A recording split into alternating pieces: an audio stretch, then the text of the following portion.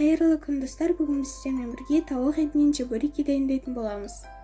Дайындауға бізге жусай және де тауық еті керек болады. Ендеше біз бастаймыз. Ең бірінші жусайымызды видеода көрсетілгендей қалдыртып, жіңішкелетіп тураймыз. Жусайды турап болғаннан кейін тауығымызды да жіңішкелетіп тураймыз.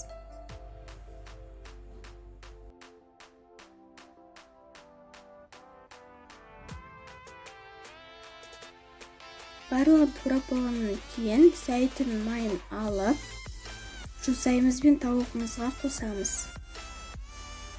Барлығын бірге араластырып аламыз.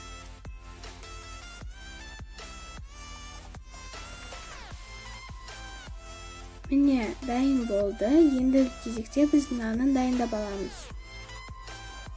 Нанын иіліп болғаннан кейін иілі қану үшін жарты сағатқа бетін жауып қоямыз. Жарты сағаттан кейін нанымыздың жартысын бөліп, болса видеода көрсетілгендей қылдыртып, кесіп аламыз. Кесіп болғаннан кейін барлығын осылай дөңгелетіп шығамыз. Дөңгелектеп болғаннан кейін 10 минутқа бетін жауып қоямыз. 10 минуттан кейін видеода көрсетілгендей қылдыртып, барлық дөңгелектеп алған нанымызды ұнға малып аламыз.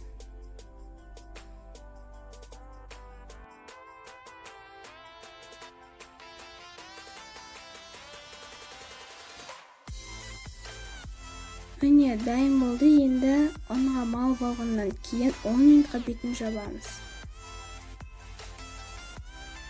10 минуттан кейін нанымызды алып, оны жайып, үстіне бағанағы жасаған фаршымызды саламыз. Оның сыртын вилкамен, яғни шанышқымен басып шығамыз.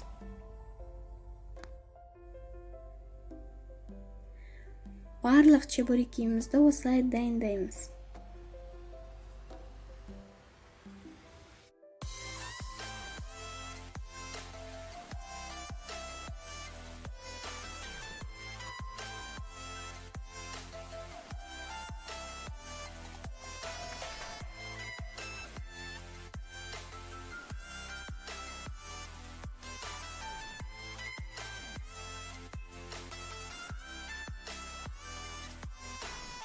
Міне, біз барлық чебуректерді дайындап болдық. Енді қызып тұрған майымызға чебуректерімізді пісіреміз.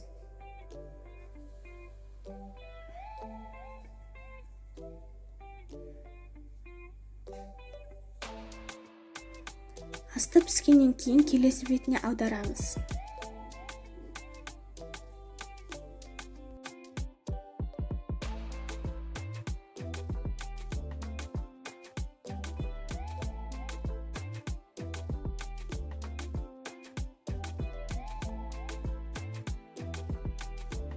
Барлығын осылай қуырамыз.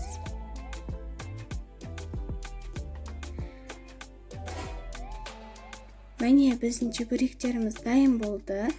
Егер бұл видео сіздерге ұнаса, лайк басып, комментарий қалдырып, подписаться етуді ұмытпаймыз. Астарыңыз дәмді болсын.